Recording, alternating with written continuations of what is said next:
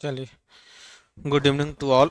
बहुत दिन के बाद हाँ लाइव ही हो रहा है ना।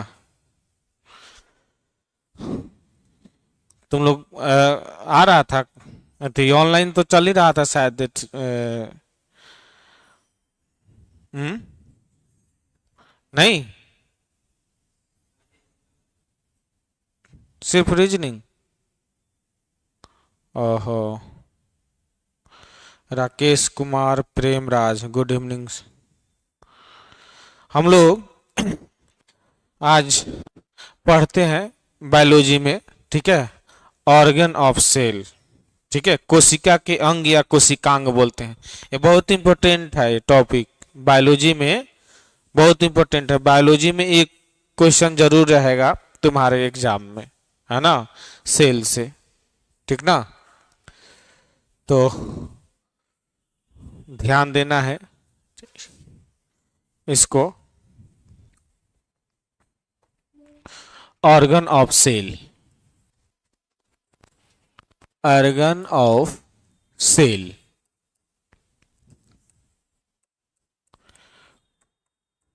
कोशिका के अंग या इसी को बोला जाता है कोशिकांग। कोशिकांग, ठीक है, कोशिका के अंग या कोशिकांग, ऑर्गन ऑफ सेल। अरविंद मुखिया, हेलो सर, प्रणाम। चलिए, खुश रहिए। अब जो है थोड़ा सा ध्यान दे देना है, ठीक है। फोरम वोरम का क्या स्थिति है तुम लोग के बैच का, एसएससी जीडी का? हाँ हाँ, कब एग्जाम का डेट भी हो गई है ना क्लियर? कब है? 20 फरवरी, है ना। टाइम नहीं है ना। एकदम लगातार इसमें लग जाओ ढंग से, ठीक ना।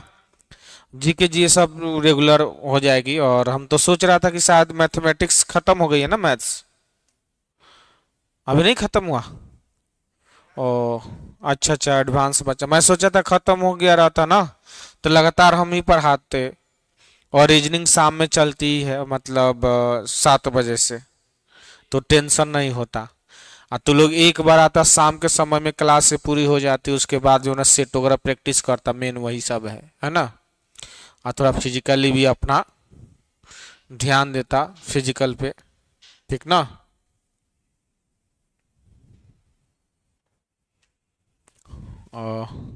अरविंद मुखिया, मेरे कमेंट को पढ़िए सर, बहुत मजा आएगा। काफी कमेंट किया।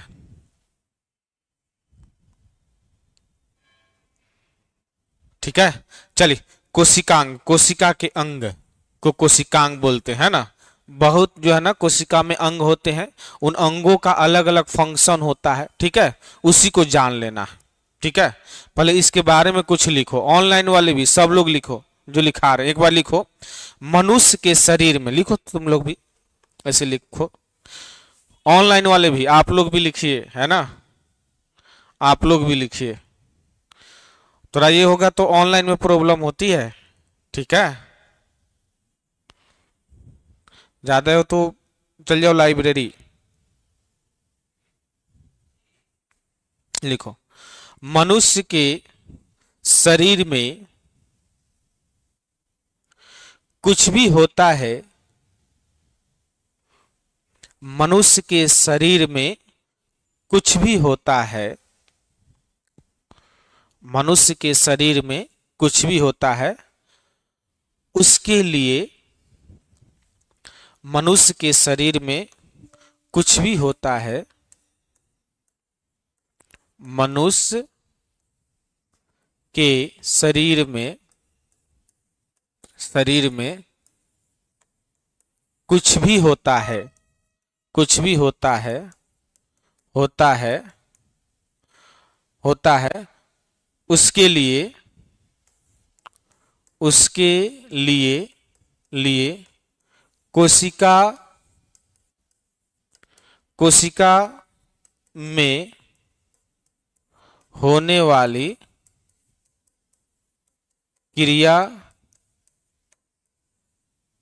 जिम्मेवार होती है।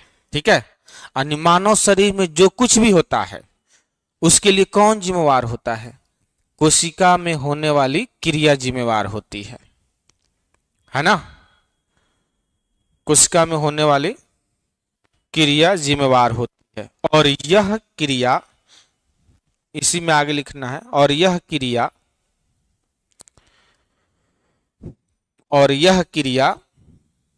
कोशिका के अंग करते हैं, और यह क्रिया कोशिका के अंग करते हैं, और यह क्रिया कोशिका के अंग करते हैं। जैसे हमारा बॉडी है, हमारा बॉडी का जो निर्माण है, बहुत सारे अंगों के संयोग से हमारा एक शरीर बना है ना? लेकिन हमारे शरीर के जितने सारे अंग है अलग अलग प्रकार का, हर अंग का अलग अलग फंक्शन है, अलग अलग कार्य है ना? जैसे हर अंग का अलग अलग कार्य है, ठीक उसी प्रकार कोशिका के जो अंग है उसका भी अलग अलग वर्क है। यानी हमारे शरीर के अंदर जो भी क्रिया होती है, जो है एक्टिविटी होता है, उसके लिए कोशिका में होने वाली क्रिया जिम्मेवार है, और यह क्रिया कौन करता है? कोशिका के अंग करते हैं। ठीक है, ये हो गई। और यह क्रिया कोशिका के अंग करते हैं, इसलिए इसे फंक्शनल यूनिट ऑफ लाइफ, इसी में लिखना है, इसलिए इसे, यानी कोशिका को, इसलिए इसे फंक्शनल यूनिट ऑफ लाइफ यानी फंक्शनल यूनिट ऑफ लाइफ। ठीक है,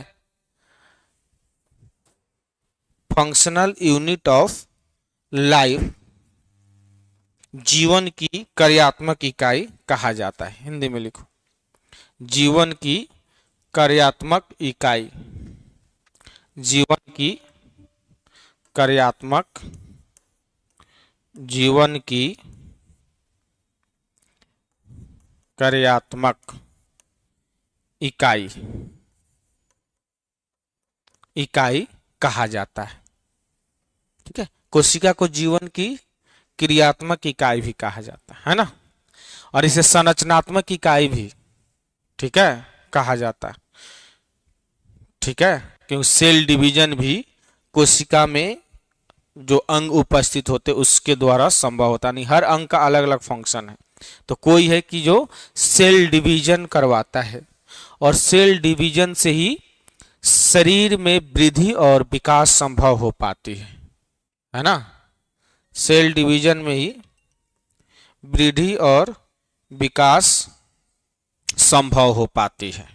ठीक है, अगर सेल का डिवीजन ना हो तो वृद्धि और विकास संभव नहीं हो, पूरा स्ट्रक्चर चेंज होता है। इसलिए कोशिका को कहा जाता है जीवन की संरचनात्मक एवं क्रियात्मक इकाई, दोनों। ठीक है, कोई दिक्कत? अब जो है स्ट्रक्चर बना लेते हैं कोशिका को, और देख लेते हैं कि कोशिका में कौन कौन अंग है, उनका क्या क्या नाम है, और उनकी फंक्शन क्या क्या है। ठीक है, अच्छा समझ लेना, इसको एकदम शांत प्रवृत्ति से पढ़ना है ना? एकदम कूल डाउन होकर के शार्प दिमाग से, है ना? अब कोशिका की जो है ना संरचना देख लेना है।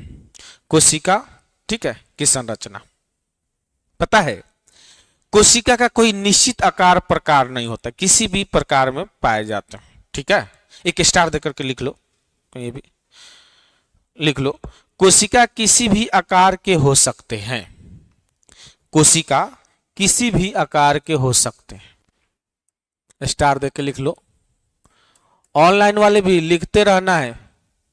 कोशिका किसी भी आकार के हो सकते हैं,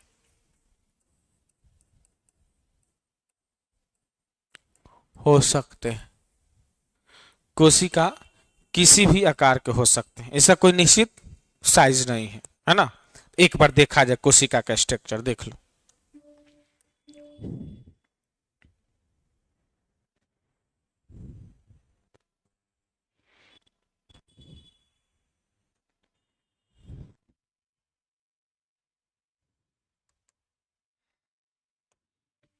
देख लेना है।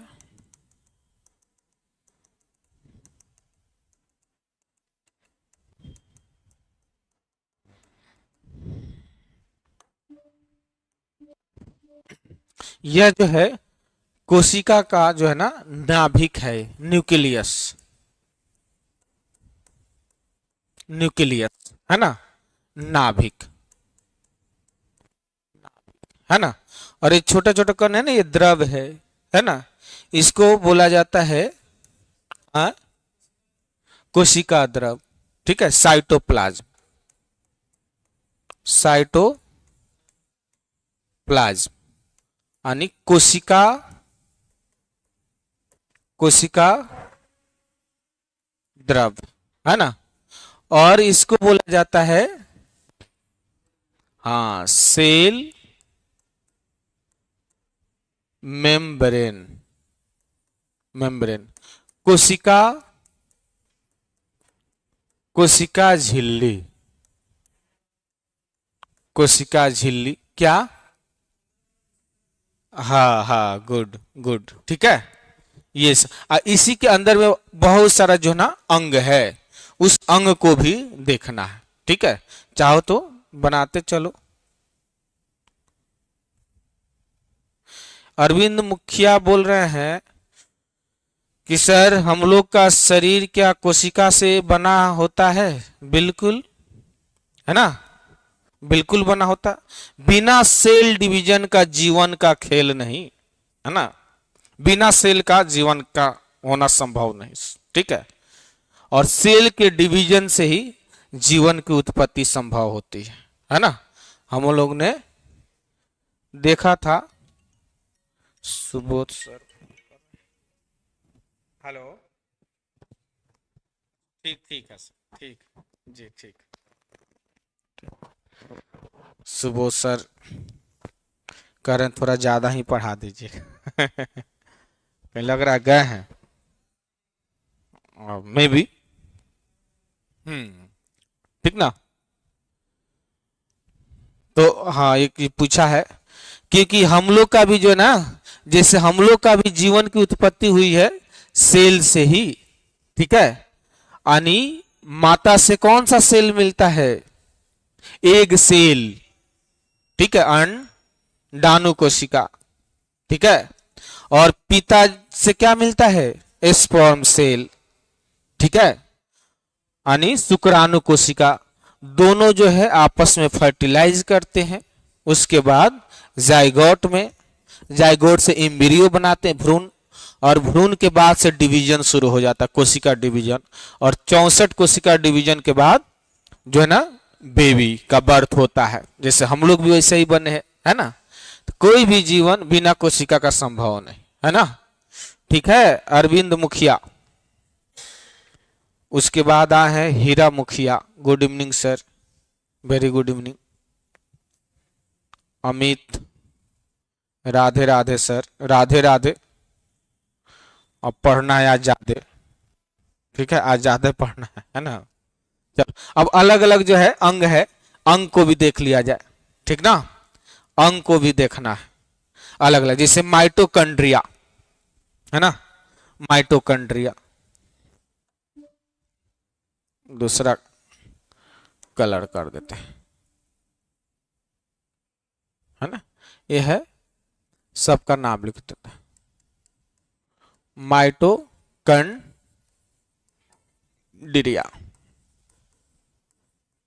माइटोकॉन्ड्रिया। ठीक है, इसे ऊर्जा का घर बोलते हैं, है ना। ये ऊर्जा बनाता है, शरीर में सबसे ज्यादा ऊर्जा बनाता है माइटोकॉन्ड्रिया, इसलिए इसको ऊर्जा का घर भी बोलते हैं।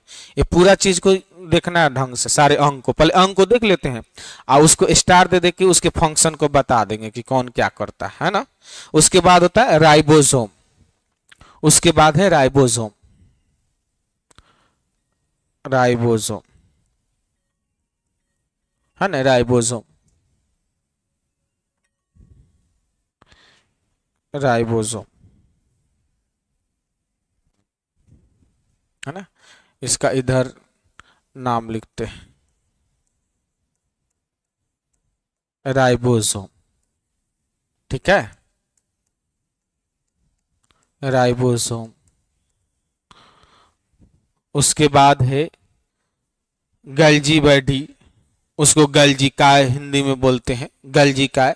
बॉडी मतलब होता है काया, गल्जी बॉडी, गल्जी काय, है ना, गल्जी काय। लिखते रहो, तुम लोग को दिख रहा है ना, लिखते रहना साथ साथ, ऑनलाइन वाले भी लिखते रहो, गल्जी बॉडी।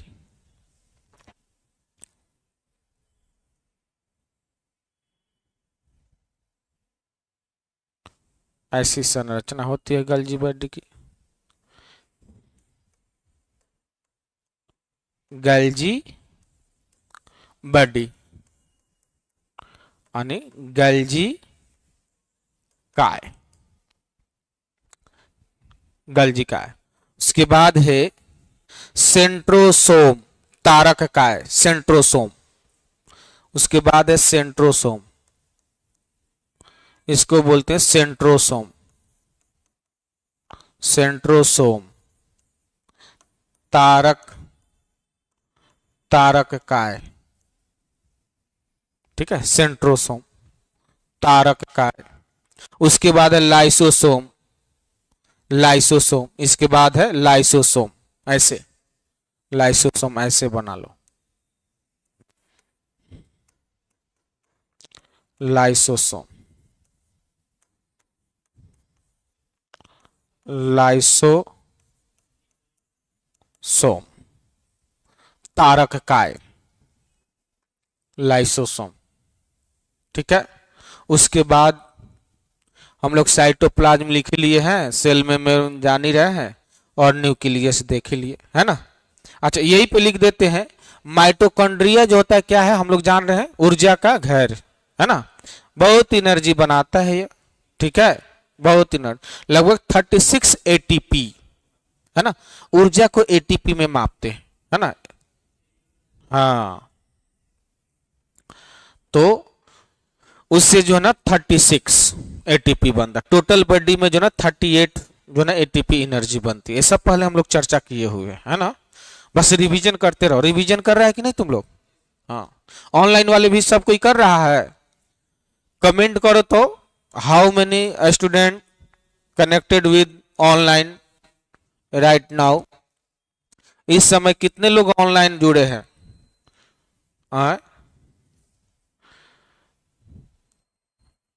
सिस्टम में कुछ है, यहाँ तो टोटल दिखा नहीं रहा, किधर है, कितने लोग जुड़े हैं? हाय हेलो भेजो तो। हाँ, स्वग एरिया, चलो इसको जो ना ऊर्जा का घर, और राइबोसोम को बोला जाता है प्रोटीन की फैक्ट्री। यहीं पे स्टार दे दे के लिखवा दे, कि यहीं पे लिख दे, स्टार दे के लिखवा दे। अगर ये हो गया हो तो बोलो, हो गया है, हो जाएगा ना, बोले।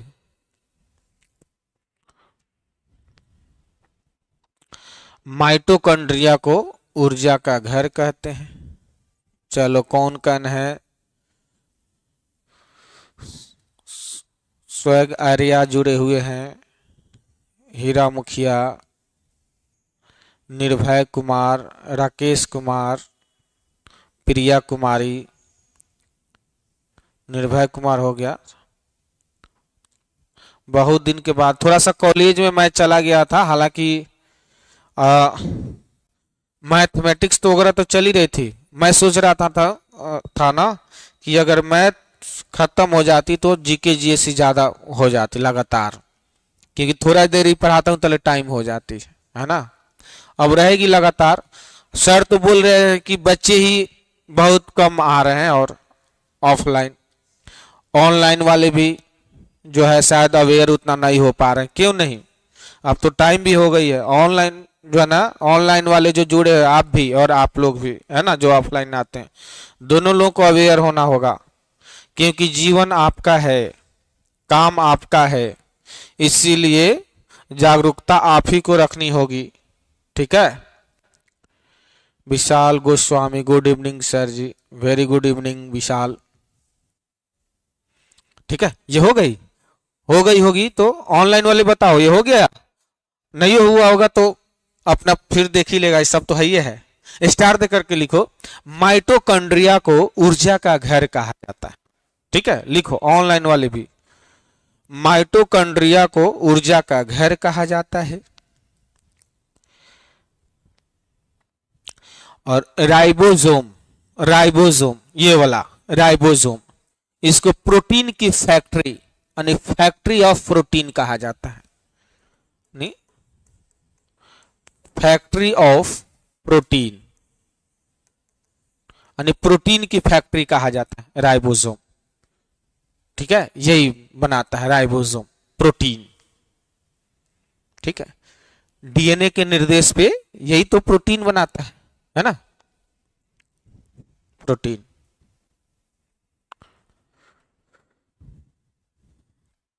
Krishna ji good evening. चलिए आप लोग अवेयर हो जाइए प्लीज, क्योंकि फरवरी में एग्जाम है, अवेयर होना होगा। ठीक है, इसलिए आप लोग अवेयर नहीं होंगे तो फिर दिक्कत होगी, है ना, क्योंकि आपकी रिस्पॉन्सिबिलिटी है। अच्छे बच्चे होते हैं ना तो टीचर को जो है ना वो ज्यादा अवेयर करते हैं, क्योंकि टीचर को भी अवेयर होना हो जाता है। अगर बच्चे शिथिल हो जाएंगे ना तो टीचर भी क्या करेगा, क्योंकि उसको बहुत जगह पढ़ाना होता है तो जल्दी ध्यान नहीं आता। जो चीज सामने नहीं होता है ना तो फिर आदमी वो भूलने लगता है। ठीक है, इसलिए प्लीज आप लोग अवेयर होइए, आप लोगों का ड्यूटी है अवेयर होना। ठीक है, आप लोग का मौलिक अधिकार को समझना होगा, है ना, इसलिए राइट आपका है। अब आप लोग सब लोग जुड़ जाइए प्लीज, बहुत कम समय बचा है, फिर से यूनाइट हो जाइए और अपने तैयारी को जो है ना अंतिम रूप दीजिए। फरवरी में अधिक से अधिक लोग जो है सिलेक्ट हो जाइए, इसमें होना सेलेक्ट होना सबसे ज्यादा चांस है, बहुत % चांस है कि हो ही जाएगा, है ना। ठीक है, तो आया भी था मेरे इंस्टीट्यूट में जो बीएसएफ में सिलेक्ट हुआ था, प्रदीप मेरे इंस्टीट्यूट में आया हुआ था हाल ही फिलहाल में, अभी बाघा बॉर्डर पे है वो, और बीपीएससी बैच का था। ठीक है, बगले में है ना, इसके बगल में ये जो गली है ना, गली के कर्नर पे मारा है, उस पे पोस्टर वगैरह सब लगा हुआ है। कर्नर पे जो कैंपस है ना, हाँ द अर्थ जीएस क्लासेस, हाँ वहीं पे। तो वहां जो है ना दरोगा से ऊपर ही बैच चलता है, वो बीपीएससी वाला बैच का था सब। वो तो फॉर्म फिलअप नहीं कर रहा था, हम बोले कर दो। अरे जिसके लिए एलिजिबल हो उत्सव मनाओ ना, अच्छे लेवल की तैयारी हो जाती है ना तो उत्सव मनाओ। वो दिया और अंतिम रूप से चयन हो गया, ज्वाइनिंग भी आ गई, फिर भी नहीं जा रहा था ज्वाइन करने। मैं बोला कि अरे जाओ मैं ऑनलाइन ही गाइड करूंगा, तो ऑनलाइन भी अपना तैयारी करता है बीपीएससी का, है ना, और ट्रेनिंग में भी उसकी अच्छा खासा सैलरी, बीएसएफ की सैलरी ठीक ठाक है ना, अच्छा है बॉर्डर सिक्योरिटी फोर्स के। इसलिए नौकरी जिसके लिए एलिजिबल हो दो, लेकिन थोड़ा सा सोच बड़ा रखो। ठीक है, सोच बड़ा रखना बस, क्योंकि बड़ी सोच के साथ जो है ना बड़ी स्तर से जो है ना तैयारी करने की तमन्ना होती है, और शुरू में छोट सोच, ठीक है, तो फिर गड़बड़ हो जाएगी। एग्जाम सब दो, कोई एग्जाम हल्का नहीं है, ठीक है, लेकिन सोच थोड़ा बड़ा रखना, आगे बढ़ने की कोशिश करना है, जीवन एक बार मिला है तो। ठीक है, चलिए, और जो है ना नेक्स्ट स्टार दे करके लिखो, गल्जी का यानी गल्जी बॉडी, ये ट्रांसपोर्ट मैनेजर ऑफ सेल। ठीक है, यानी कोशिका के परिवहन प्रबंधक कहा जाता है, यानी गल्जी बॉडी को स्टार दे करके लिखो, यानी ट्रांसपोर्ट मैनेजर ऑफ सेल कहा जाता है गल्जी काय को, ट्रांसपोर्ट मैनेजर ऑफ सेल। रुको कलर चेंज कर दे, ट्रांसपोर्ट इसको बोला जाता है गल्जी बॉडी को ट्रांसपोर्ट मैनेजर ऑफ सेल कहा जाता है। इसका काम है सेल का जो ना ट्रांसपोर्ट करना, ट्रांसपोर्ट मैनेजर ऑफ सेल। उसके बाद है सेंट्रोसोम, तारक काय, यानी इसी से सेल डिवीजन संभव होता है, कोशिका का विभाजन। ठीक है, सेंट्रोसोम और इससे क्या संभव होता है? हाँ, सेल डिवीजन या डिवीजन ऑफ सेल, इससे संभव हो पाता है सेल डिवीजन। पूछता है सेल डिवीजन, कोशिका विभाजन, कोशिका विभाजन। स्टार देकर लिख लो। यानी सेंट्रोसोम को सेल डिवीजन, यानी सेंट्रोसोम जो कोशिका के अंग है, इस कोशिका विभाजन में सहायक होता है, कोशिका का विभाजन करवाता है। कौन समझ में नहीं यार, बोलो हिंदी। तारक काय, तारक काय है हिंदी, सेंट्रोसोम का हिंदी है तारक काय। इंग्लिश से याद रखना है ना, हाँ इंग्लिश से याद रखना। सेंट्रोसोम सेल डिवीजन, और लाइसोसोम होता है सिक्योरिटी गार्ड, इसको सिक्योरिटी गार्ड कहते हैं, हाँ सुरक्षा करता है, इसको कहा जाता है लाइसोसोम को सिक्योरिटी गार्ड, सिक्योरिटी गार्ड। ठीक है, सिक्योरिटी गार्ड। ठीक है, ऑनलाइन वाले लिख रहे हैं ना, पता है ऑनलाइन में डिसिप्लिन ढंग से नहीं बन पाती है ना, लेकिन अपना फर्ज निभाना है, क्योंकि एसएससी जीडी में जो ना डिसिप्लिन से कोई समझौता नहीं, क्योंकि देश की रखवाली तुम्हारे हाथों में होगी, सुरक्षा बहुत जरूरी है। ठीक है, किसी भी देश की सुरक्षा पहली प्राथमिकता, उसके बाद ही कोई काम। ठीक है, सबसे पहला जरूरी है सिक्योरिटी, देश की सुरक्षा सबसे पहला प्राथमिकता। ठीक है, इसलिए सुरक्षा संबंधित कार्यों को डिले नहीं किया जाता। ठीक है, इसकी कार्य को डिले नहीं कर सकते, सुरक्षा से संबंधित चीजों को, चाहे कुछ भी हो जाए, है ना।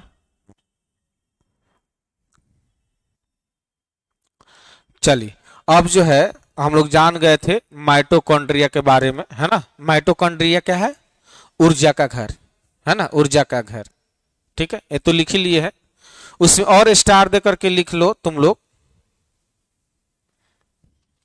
माइटोकॉन्ड्रिया में ही रेस्पायरेशन यानी श्वसन की क्रिया होती है, लिख लो, इसको हटा दो। हाँ, माइटोकॉन्ड्रिया, माइटोकॉन्ड्रिया,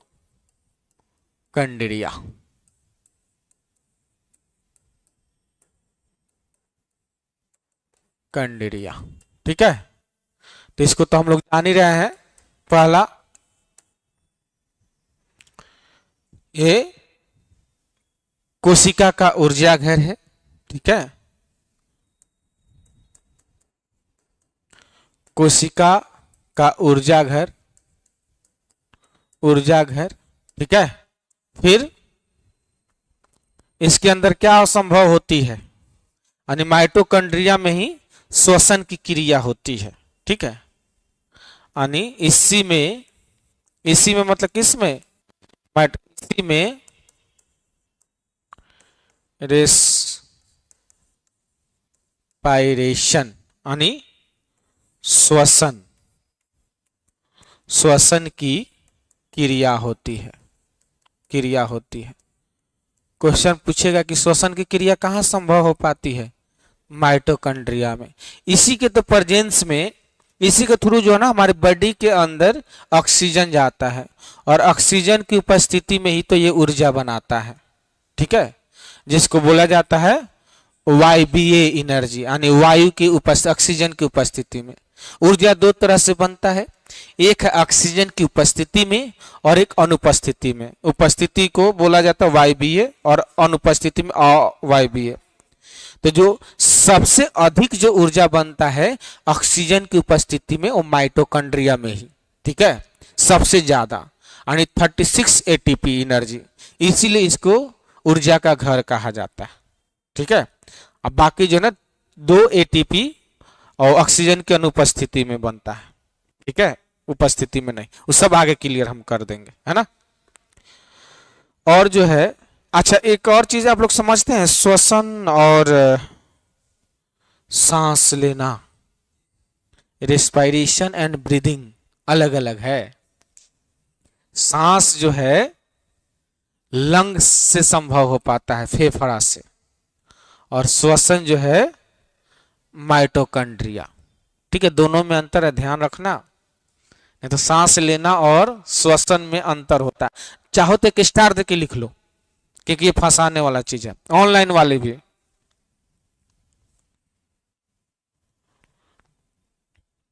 चलो, अरविंद मुखिया बोल रहे हैं स्टूडेंट का सबसे पहला प्राथमिकी अनुशासन है और विनम्रता। हाँ, वही तो बोल रहे हैं, बिल्कुल। विद्यार्थी का मतलब ही हो गया कि अनुशासित होगा वो। ठीक है, और अनुशासन ही देश को महान बनाता है ना। लिखो, एक स्टार देके लिखो, ऑनलाइन वाले भी। ठीक है, सब कोई लिखो, ऑनलाइन वाले भी। हीरा, निर्भय, स्वाग, प्रिया, विशाल, कृष्णा, ठीक है, अरुण, खान सर जी के क्लास, अच्छा नामे रख दिया।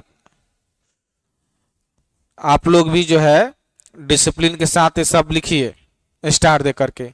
श्वसन और श्वास लेना या सांस लेना में अंतर है, लिखो। श्वसन, श्वसन और सांस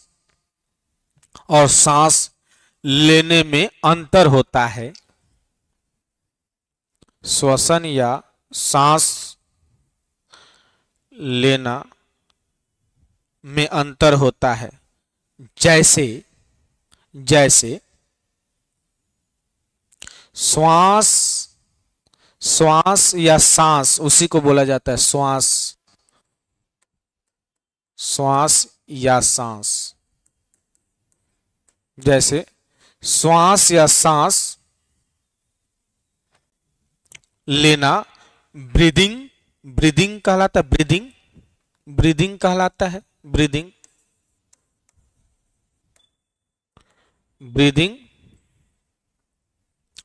है या ब्रीदिंग कहलाता है। और यह लंग्स में होता है, और यह लंग्स यानी फेफड़ा में, और यह लंग्स यानी फेफड़ा, और यह फेफड़ा द्वारा संभव होता है। ठीक है, जबकि श्वसन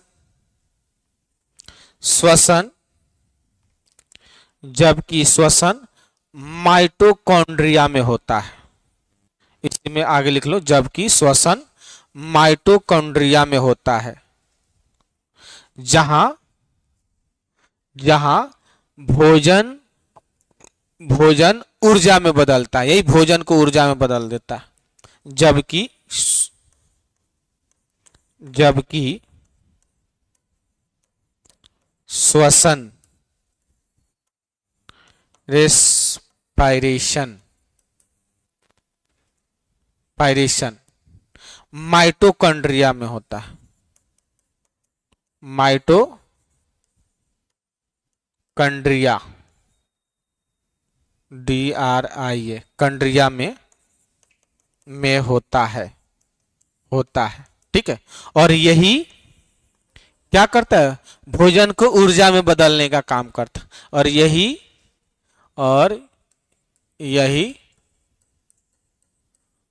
भोजन को ऊर्जा में बदलता है। यही तो कारण है कि इसको ऊर्जा का घर कहा जाता है। ऐसे रटना नहीं है, क्यों ऊर्जा का घर कहा जाता है, क्योंकि यही पर श्वसन की क्रिया के दौरान भोजन को क्या करता है, ऊर्जा में बदलता है। ठीक है, इसीलिए इसको ऊर्जा का घर कहा जाता है। भोजन में हम लोग क्या लेते हैं, जैसे ग्लूकोज, देखो क्या बदलता है। अगर ये हो गया होगा तो हटा दूं। भोजन जो है ना, जैसे हम लोग ग्लूकोज के रूप में लेते हैं, और ऑक्सीजन की उपस्थिति में यही जो है एनर्जी देता है ना। ग्लूकोज की क्या फॉर्मूला होती है, C6O6। किसकी उपस्थिति में? ये ऑक्सीजन की उपस्थिति। तो पता है उसके बाद ये क्या क्या बनता है? एक तो कार्बन डाइऑक्साइड प्लस जल और प्लस एनर्जी, ऊर्जा। ऊर्जा, इसी से ऊर्जा बनाता है ना। अच्छा, हम लोग जो है जो सांस लेते हैं जो लंग्स के द्वारा अर्थात फेफड़े के द्वारा संभव होता है, तो वातावरण से हम लोग क्या लेते हैं? ऑक्सीजन, है ना। लेते तो सब है, क्योंकि हमारा जो वातावरण है गैसों का मिक्सचर है, जिसमें सबसे ज्यादा अमाउंट है नाइट्रोजन का, ऑक्सीजन का, आर्गन और अन्य गैसें हैं, है ना। तो जो जितना मात्रा में उतनी मात्रा में लेते हैं, लेकिन हमारा बॉडी जो है सिर्फ ऑक्सीजन का ही प्रयोग करता है, बाकी को जिस अमाउंट में लिया रहता है उसी अमाउंट में निकाल देता है, छोड़ देता है। यानी जो 21% जो है ऑक्सीजन वायुमंडल से लेता है, लंग्स के द्वारा संभव हो पाता है जो सांस के द्वारा, उसका 4% चुरा लेता है, अर्थात अपने कार्य में प्रयोग कर लेता है, यही माइटोकॉन्ड्रिया के अंदर। और वही 4% ऑक्सीजन ले लिया तो छोड़ेगा कितना प्रतिशत ऑक्सीजन? 17%। ठीक है। अब बाकी जितना अमाउंट है उस सब का उतना ही छोड़ देता है ना। लेकिन जो कार्बन डाइऑक्साइड है उसकी अमाउंट बढ़ा देता है। क्यों? क्योंकि जो 4% ऑक्सीजन होता है ना, उसी को माइटोकॉन्ड्रिया में थी करके ये कार्बन डाइऑक्साइड में बदल देता है, यही ऑक्सीजन, इसी को जो ना बदलाव कर देता है इसमें। ठीक है। तो इसीलिए कहते हैं हम लोग जनरली क्या कहते हैं कि वायुमंडल से जो हम लोग ऑक्सीजन लेते हैं और कार्बन डाइऑक्साइड छोड़ते हैं। लेते तो सब है, लेकिन हमारा शरीर प्रयोग कर लेता है सिर्फ ऑक्सीजन को, है ना। और यही माइटोकॉन्ड्रिया में यूज होने के बाद ऑक्सीजन किस में बदल जाता है? कार्बन डाइऑक्साइड में। और उसके साथ ही साथ जो भोजन होता है, ठीक है, वो H2O जल में, और उसी से एनर्जी बनता है ना। यानी सबसे ज्यादा एनर्जी यहां बनता है ना। 36 एटीपी यानी मानव शरीर में सबसे ज्यादा ऊर्जा माइटोकॉन्ड्रिया में ही बनता है। ठीक है। यानी हमारे शरीर में सबसे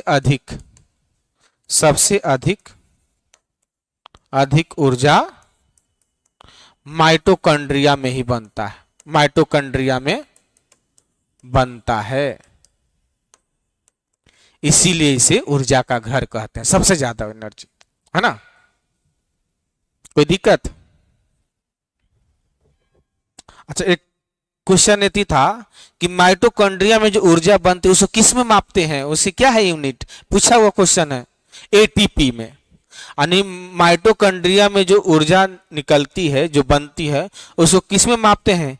एटीपी में। एटीपी का फुल फॉर्म क्या होता है? हाँ, एडिनोसाइन ट्राइफॉस्फेट। ठीक है। ये चीज स्टार देख के लिख लो, स्टार देख के लिखो। माइटोकॉन्ड्रिया में जो ऊर्जा निकलती है उसे एटीपी में मापा जाता है।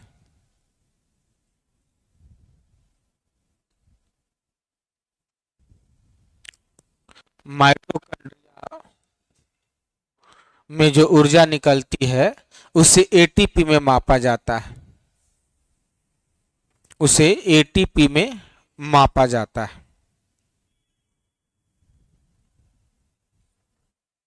ठीक है। और एटीपी का पूरा नाम लिख लो, पूछता है, पूछा हुआ क्वेश्चन। एटीपी में, एटीपी में। ठीक है। ये माइटोकॉन्ड्रिया से जो ऊर्जा निकलती उसी को जो ना एटीपी में मापा जाता है। ठीक है। एटीपी में एडिनोसाइन ट्राइफॉस्फेट इसको बोलते हैं, एडिनोसाइन ट्राइफॉस्फेट। ठीक है। पता है इसकी खोज जो है किसने किया था? यल्लाप्रगादा सुब्बा राव ने इसकी खोज की थी, एटीपी की खोज। ठीक है। एटीपी की खोज यानी एडिनोसाइन ट्राइफॉस्फेट की खोज यल्ला प्रगदा सुब्बाराव ने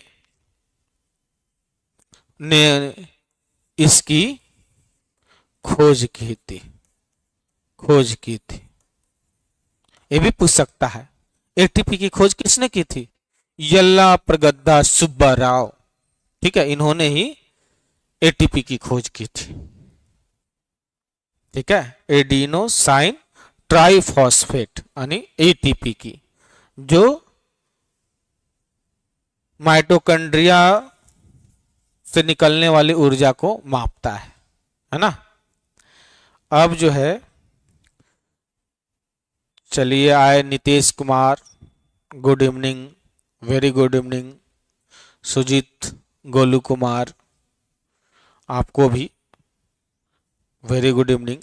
अब आप लोग से एकदम रेगुलर रहिए, है ना, और टारगेट जो है बना लीजिए, जो बस निकाल लेना, क्योंकि डेट फिक्स हो गई। अब हर सन हर पल आप उस एग्जाम के उस दिन के नजदीक जा रहे हैं, है ना। हम लोग जो है ना नजदीक जा रहे हैं, हर क्षण हर पल उतना कम होते जा रहा है, उतनी हम लोग सफर तय कर रहे हैं उस दिन की। तो उस सफर के दौरान तैयारी के साथ चले हम लोग, है ना, बहुत जरूरी है। आप लोग को तो समझाने की जरूरत है नहीं, ऐसा एग्जाम है कि कहने की जरूरत नहीं। आपको जो ना अपनी एक्टिविटी से दूसरों को अवेयर कर सकते हैं। ठीक है, एकदम शिथिल नहीं रहना है, क्योंकि इस सब चीज में शिथिलता शोभा नहीं देती, हो ही नहीं सकती। इसीलिए ट्रेनिंग में बहुत जो है ना क्रिएटिव बनाया जाता है और बहुत सेंसिटिव, एकदम खूब होस्ट पुष्ट, है ना। खान पान भी ढंग का रहता है, आप लोग का ट्रेनिंग में भी खान पान में कोई कमी नहीं, सारा चीज टाइम से। ठीक है, ट्रेनिंग भी टाइम से, पीटी उटी बहुत कुछ कराता है लोग। ठीक है, डिसिप्लिन से तो कोई समझौता ही नहीं। ठीक है, इसीलिए पहले से ही अवेयर हो जाना, उसे मेंटेलिटी बना लेना है कि एकदम स्ट्रांग रहना है और क्रिएटिव रहना है, बहुत एक्टिव रहना पड़ता है। ठीक है, अब जो है राइबोसोम, इसको बोलते हैं फैक्ट्री ऑफ प्रोटीन, है ना, राइबोसोम।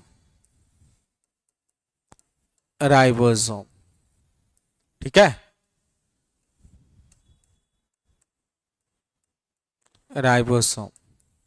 ठीक है, इसको बोला जाता है फैक्ट्री ऑफ प्रोटीन, यानी प्रोटीन की फैक्ट्री है ये, बहुत प्रोटीन यही बनाता है ना। प्रोटीन किससे बनता है? एमिनो एसिड से बनता है ना प्रोटीन। तो प्रोटीन जो है ये जो है ये निर्माणक सब्सटेंस है ना, यानी कोई भी चीज जैसे हमारा बॉडी का डेवलपमेंट सब चीज होता है ये प्रोटीन से, बिना प्रोटीन का नहीं। इसलिए हमारे बॉडी का हर एक पार्ट प्रोटीन का ही है। ठीक है, इसीलिए कहा जाता है हम एक दूसरे की चेहरे को नहीं देखते, एक दूसरे को प्रोटीन को देखते हैं, है ना। जैसे बाल है, आंख, कान, ये सब टोटल चीज है, नाखून, ये टोटल प्रोटीन का बना होता है। ठीक है, यानी हमारे शरीर का कोई भी पार्ट्स प्रोटीन का ही बना होता है ना। इसलिए इसको निर्माणक पदार्थ कहते हैं। ठीक है, बिल्डिंग सब्सटेंस, हाँ प्रोटीन, हाँ बिना प्रोटीन का कुछ संभव नहीं।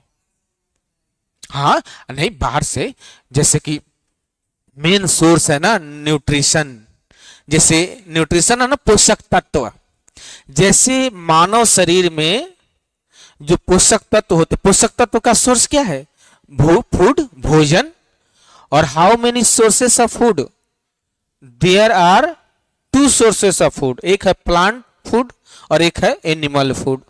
भोजन के दो स्रोत, एक है वनस्पति पादप हरे जो साग सब्जी सब आता है, एक तो वनस्पति या प्लांट, और दूसरा क्या है? एनिमल से। तो वनस्पति से क्या कर लेते हैं हम लोग? चावल, दाल, ठीक है, बहुत सारा हरी साग सब्जी सब वनस्पति से। और एनिमल है दूध, अंडा, मांस, पनीर, दही, घी, ये सब है एनिमल फूड।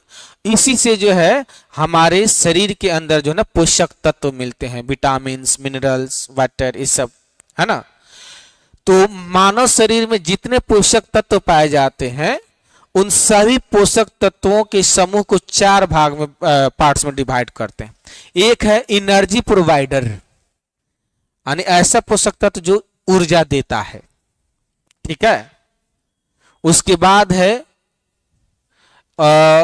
बिल्डिंग सब्सटेंस, निर्माणक पदार्थ, जैसे प्रोटीन वगैरह, है ना। अच्छा, एनर्जी प्रोवाइडर में होता है कार्बोहाइड्रेट, फैट, वसा, ये सब, है ना। ये सब हम लोग पढ़ेंगे न्यूट्रिशन में, है ना, पोषक तत्व में हम लोग पढ़ेंगे।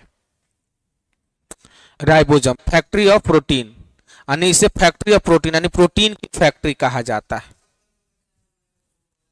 हाँ, एक जो है इसका एक चैप्टर ही है, तो हम लोग उसको ढंग से ही पढ़ लेंगे, पोषक तत्व को अच्छे से पढ़ लेंगे, है ना। जो है एनर्जी प्रोवाइडर, ठीक है।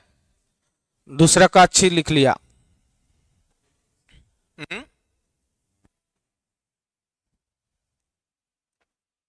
दूसरा क्या लिखा है?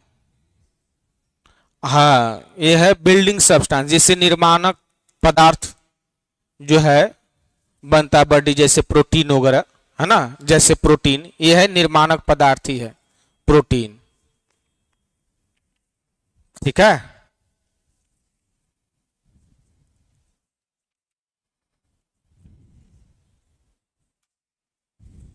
हो गया?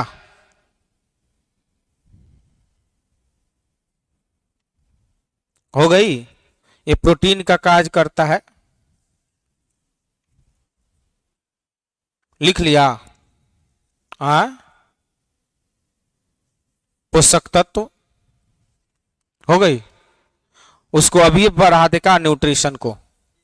हाँ, पोषक तत्व, कार्बोहाइड्रेट और फैट, ये जो ऊर्जा प्रदाता है, प्रोटीन जो है निर्माणक पदार्थ, और विटामिन, मिनरल्स और वाटर, ये है उपापचय नियंत्रक। तीसरा जो पार्ट्स है उपापचय नियंत्रक, है ना, उपापचय नियंत्रक। हाँ, राइबोसोमल सब्सटेंस भी बोलते हैं। और आगे जो है वंशानुगति पदार्थ, ठीक है, वंशानुगति या वंशानुगत पदार्थ, चौथा समूह, ठीक है। जो एमिनो एसिड जिससे बनता है ना। यानी मानव शरीर में चार पोषक तत्व, अब चर्चा किए तो लिख ही लो वो भी, है ना। हालांकि आगे वो भी पढ़ाएंगे, एक दिन का वो क्लास है ना।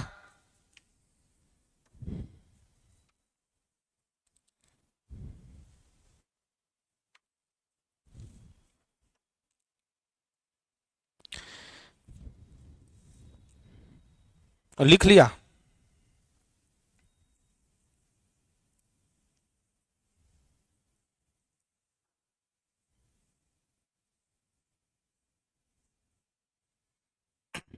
ये जो फैक्ट्री ऑफ प्रोटीन राइबोसोम कहते हैं, ठीक है। यानी प्रोटीन की फैक्ट्री इसे कहा जाता है, लिख लो। यानी इसे प्रोटीन की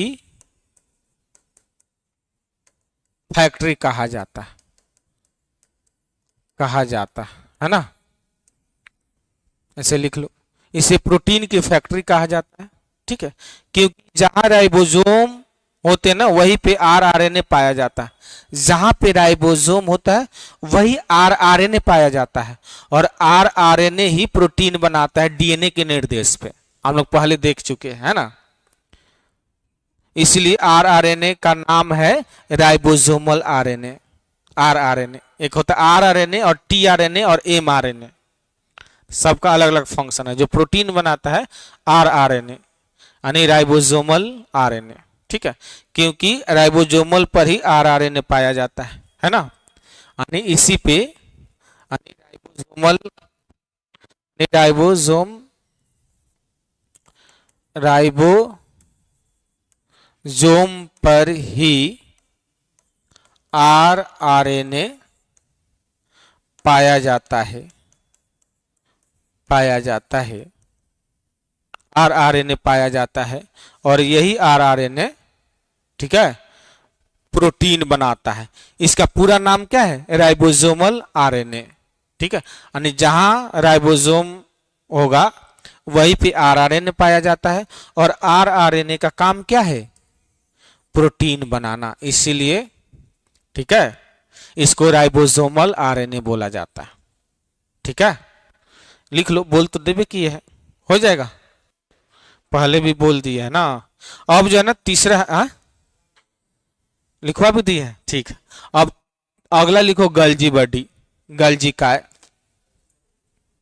गल्जी काय, जल्दी जल्दी लिख लो, गल्जी बॉडी, गल्जी काय, हाँ लिखो, इसको लिख लो एक आध दो। यह प्रोटीन की पैकेजिंग करता है और उसे जरूरत वाले स्थान पर भेज देता है ना। लिख लो, यह प्रोटीन की पैकेजिंग करता है और उसे जरूरत वाले स्थानों पर भेजता है, इसीलिए इसे ट्रांसपोर्ट मैनेजर ऑफ सेल कहा जाता है। ठीक है, इसलिए इसे हाँ ऐसे लिख लेना, यह प्रोटीन की पैकेजिंग करता है और उसे जरूरत वाले स्थान पर भेज देता है, इसीलिए इसे ट्रांसपोर्ट मैनेजर ऑफ प्रोटीन कहा जाता है, इसीलिए इसे ट्रांसपोर्ट मैनेजर ऑफ प्रोटीन यानी प्रोटीन का यातायात प्रबंधक कहा जाता है, इसलिए इसे ट्रांसपोर्ट मैनेजर ऑफ प्रोटीन कहा जाता है। जनरली बच्चे सब रट जाता है कि माइटोकॉन्ड्रिया को ऊर्जा का घर क्यों कहेंगे, ऊर्जा का घर, तर्क जानोगे, लॉजिक, तभी तो ना भूल नहीं सकते। अब यही है प्रोटीन की फैक्ट्री, क्यों? क्योंकि ये क्या करता है, ये प्रोटीन की पैकेजिंग करता है और जहां जरूरत है वही भेजता है, इसका भेजने का काम, उसको बोलते हैं ट्रांसपोर्टेशन, है ना। तो इसीलिए इसको ट्रांसपोर्ट मैनेजर ऑफ प्रोटीन कहा जाता है। क्यों कहेंगे? क्योंकि यह प्रोटीन की पैकेजिंग करके जरूरत वाले स्थान पर भेजता है, भेजने का काम करता है ना। चलिए, Sujeet, Golu Kumar, good evening, very good evening. अभी आप लोग जुड़ रहे हैं, संदीप कुमार यादव, वो भी खान सर जी के क्लास, खान सर के नाम से ही अपना नाम में कर लिया है। एक है प्रेमराज,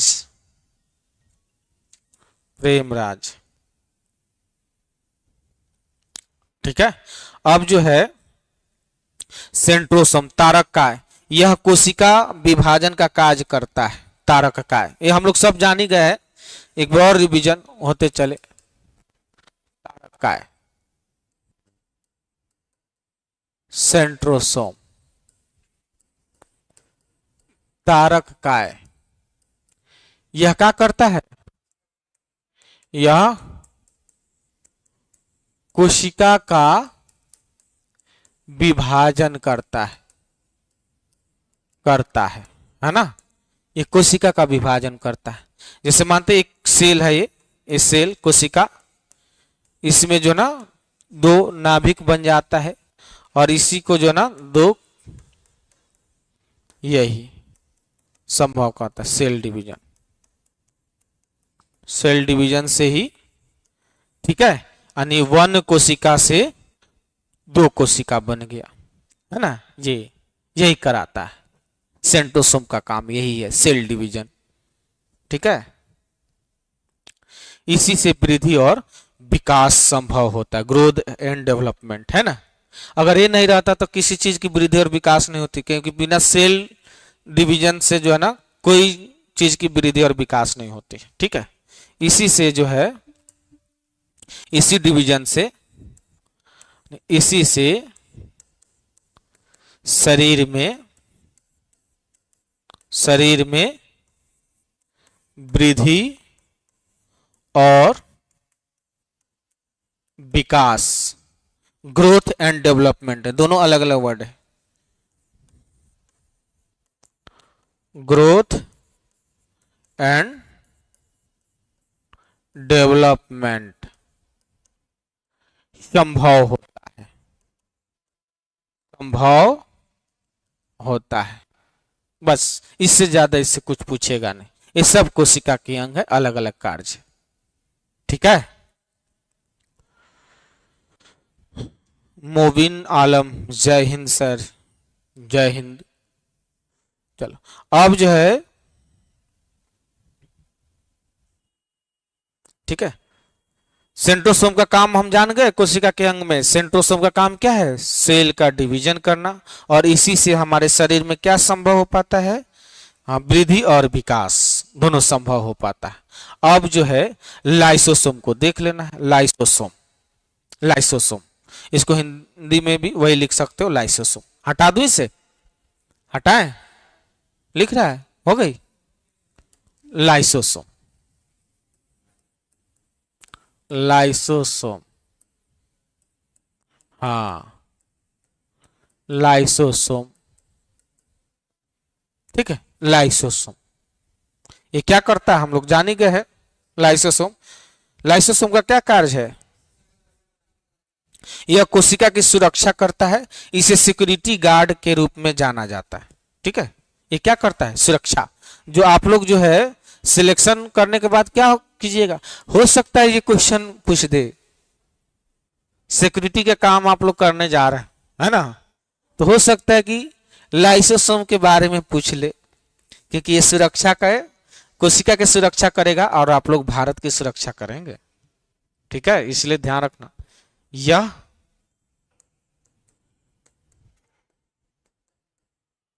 कोशिका के सुरक्षा का कार्य करता है, इसलिए इसे सिक्योरिटी गार्ड ऑफ सेल कहते हैं। इसलिए इसे security guard, security guard of cell कहते हैं। क्यों कहते हैं? क्योंकि यह कोशिका की सुरक्षा करता है। कौन? लाइसोसोम, है ना। यानी कोशिका के बाहर से कोई भी जीवाणु, कीटाणु, विषाणु जो भी कुछ है उसको अंदर आने नहीं देता, वही रोक लेता है। रुको, गार्ड का काम क्या करना है? खतरनाक चीजों से बचाना। तो जितने रोगाणु है, बीमारी है ना, ये सबको रोक देता है। ये रोकने का काम करता है। अगर रुक गया तो ठीक है, नहीं तो क्या करेगा? सिक्योरिटी गार्ड के पास क्या होता है? एक विशेष प्रकार के हथियार, जैसे आप लोग के पास भी क्या हथियार दी जाएगी ना, ठीक है। तो आपके भय से दुश्मन अगर रुक गया उधर तो रुक गया, अगर नहीं माना तो क्या करोगे? हथियार का प्रयोग करोगे ना। इसके पास भी जो ना क्या होता है, हाँ हथियार होता है। उसको जो आत्महत्या की थैली, सुसाइड बैग है ना, उसी को फोड़ देता है, कर लो, बम की तरह फोड़ देता है, उसको नष्ट ही कर देता है। वही काम आप लोग का भी है। आपके भय से अगर दुश्मन सतर्क हो गया, भाग गया तो ठीक है, नहीं तो आया तो क्या करोगे? हाँ, अपनी आत्म सुरक्षा की भी जरूरत होती है ना, तो खुद को भी बचाना भी होता है और देश को भी बचाना होता है। पहले खुद बच्चे रहेंगे तभी तो उसको बचाएंगे। तो बहुत अवेयर होना पड़ता है सुरक्षा की दृष्टि से, है ना। इसलिए आप लोगों को जो है बहुत मेंटली जो है ना प्रिपेयर्ड किया जाता है ड्यूरिंग द ट्रेनिंग। ट्रेनिंग में बहुत स्ट्रांग बनाया जाता है। ठीक है, दुश्मन के आगे जो है सीने पे गोली खा लेना, लेकिन दुम हिला के भागो मत, पीठ पे गोली मत खाना, है ना। इतना जो है प्रिपेयर्ड किया जाता जो है ना, मेंटली और फिजिकली दोनों सबसे ज्यादा स्ट्रांग किया जाता है, देश का रियल हीरो। इसीलिए तो माना जाता है क्योंकि सब चीज रियल दिया जाता है, साजो सामान भी रियल। ओ मूवी वूवी थोड़े है जो डुप्लीकेट लेकर ठाए ठाए मार दिया, ऐसे नहीं है ना, रियल चीज है। इसीलिए real hero of the country is called our security. हमारे देश का या किसी भी देश का रियल हीरो कौन होता है? वास्तविक नायक, वहां के सुरक्षा, ठीक है, जो विभिन्न रूप में सुरक्षा करते हैं। ठीक है, ठीक ना। तो ये क्या करता है, इसी में लिख लो, कोशिका के बाहर से कोई जीवाणु आदि प्रवेश करना चाहता है उसे रोकता है। इसका काम क्या है? और कोशिका से बाहर कोई भी बीमारी को अंदर प्रवेश होने से रोकता है। लिखो, ऑनलाइन वाले भी लिखो।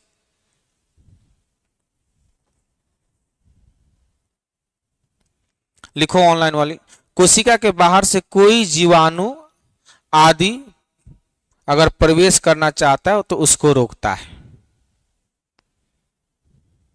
उससे रोकता है।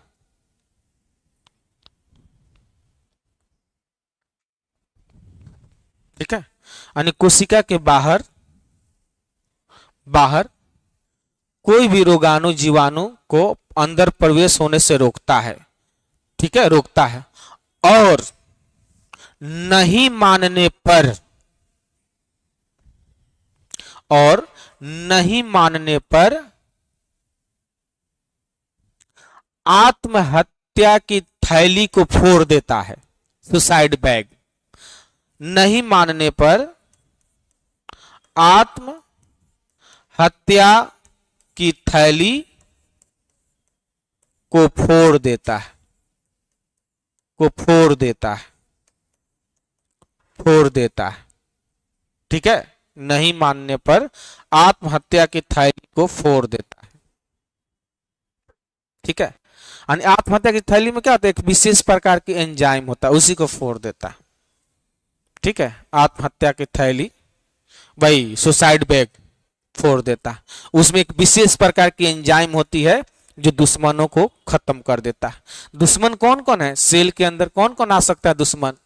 बैक्टीरिया, वायरस, ठीक है, अणु, जीवाणु, विषाणु, कीटाणु, ठीक है, फंगस, कवक एक्सेट्रा। इसी को जो है ना अंदर प्रवेश होने से रोकता है। अगर ये नहीं मानता है तो विशेष प्रकार के एंजाइम है, उसी को फोड़ देता है, जिसे क्या कहा जाता है? आत्महत्या की थैली। ठीक है, सुसाइड बैग इसी को रोकता है, क्योंकि इसी से तो रोग उत्पन्न होता है ना। यही काम करता है हमारा लाइसोसोम। सुसाइड बैग, आत्महत्या की थैली। ठीक है,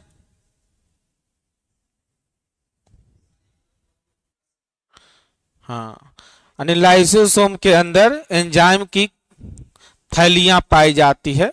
जरूरत पड़ने पर यह इन थैलियों को फोड़ता है, जिसके कारण इसे ही सुसाइड बैग कहते हैं, है ना।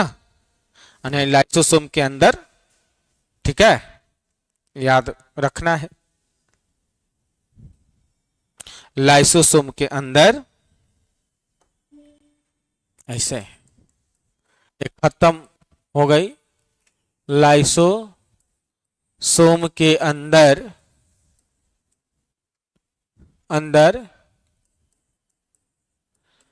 विशेष प्रकार की एंजाइम पाई जाती है, जो जरूरत पड़ने पर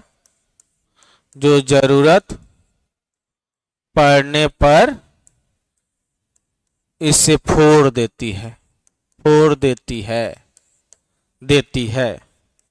है, जिसे आत्महत्या की थैली कहते हैं, जिसे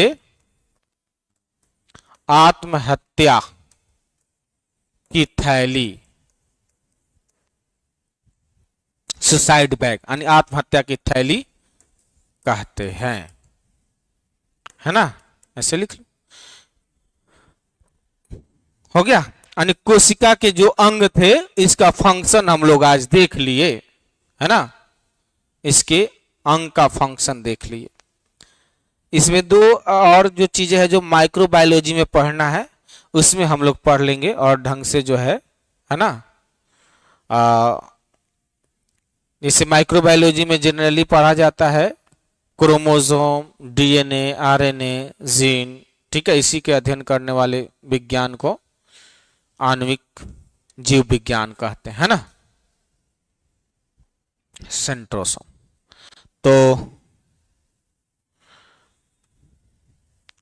ऑनलाइन वाले भी बोलिए, रहने दिया जाए कि आगे बढ़ा जाए? ऑनलाइन वाले बोलो। ऑनलाइन वाला का भी बात थोड़ा सा देख ले, तब आगे चल के हम लोग पढ़ेंगे ईआर, ठीक है। ईआर के बारे में सुने हो बायोलॉजी में? इंडो प्लाज्मिक रेक्टिकुलम, नहीं सुने? तो सुन लेंगे, आज समझ भी लेंगे। ईआर तुम सुने हो? इंडो प्लाज्मिक रेक्टिकुलम बहुत इंपॉर्टेंट चीज है भी, है ना। मानव शरीर में दो जगह पाया जाता है, एक तो लीवर में और दूसरा टेस्टिस में। जो लीवर में पाया जाता है वो खुरदुरा होता है, ठीक है, और जो टेस्टी में पाया जाता है वो स्मूथ होता है, चिकना होता है, ठीक है। ये भी इंपॉर्टेंट है। कौन है? प्रेमराज करा, यस सर। विशाल गोस्वामी कह रहा है कि रहने दीजिए सर। मोबिन आलम कह रहे हैं कि आगे रहने दिया जाए। खान जी के जी, अच्छा रहने ही देते हैं। तो कल जो है हम लोग आज हम लोग ये खत्म कर दिए। हम लोग शुरू किए थे ऑर्गन ऑफ सेल, कोशिका के अंग।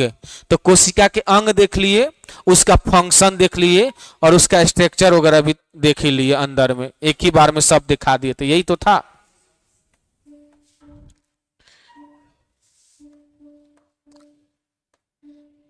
अच्छा यही इसी के अंदर सब का स्ट्रक्चर भी देख लिए, इसके कौन कौन अंग है वो देख लिए हैं और इसके फंक्शन भी देख लिए। खत्म हो गई, है ना।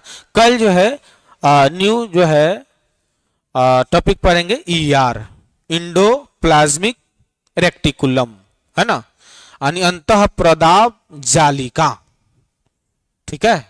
इसी को तो जो हम पढ़ा दिए हैं पहले इसको रिवीजन कर लेना। अगर टाइम बचे तो ईआर के बारे में थोड़ा अगर कहीं से सोर्स हो तो देख लेना, है ना, ताकि और अच्छा रहेगा। तो रहने दिया जाए। ऑनलाइन वाले बच्चे भी बोल रहे हैं, कुछ लोग रहने दिया जाए, तो रहने देते हैं, है ना। ईआर पढ़ के आना है, इंपोर्टेंट। एक दिन में एक टॉपिक समाप्त कर देते हैं, है ना, वो सही रहेगा। सोच रहे हैं मैथमेटिक्स खत्म हो जाएगा तो जीके जीएस की टाइमिंग भी बढ़ जाएगी, तो एक दिन में 2 सब्जेक्ट, क्योंकि फरवरी बहुत जबरदस्त मंथ आने वाली है जो आपके भविष्य को तय करेगी, है ना, और आपकी ऊर्जा जो है ना देश की सुरक्षा में लग जाए जल्दी, है ना। इसलिए थोड़ा सा खूब एनर्जी लगा करके पढ़ लीजिए आप सब लोग, और इसी फरवरी के बाद से जो है ना देश की सुरक्षा में अपनी ऊर्जा को लगाइए, है ना। बहुत खूबसूरत जो है ना ये मौका है। वर्दी की चाहत बहुत बड़ी चाहत है, ठीक है। इसीलिए आप लोग पढ़िए और हमारी यही अब शुभकामनाएं हैं कि जल्द से जल्द जो है ना फरवरी में आप लोग सिलेक्ट ही हो जाइए। एकदम सोचना है कि इसी में सिलेक्ट हो जाना, ठीक है। चलिए ओके बाय, फिर कल मिलते हैं।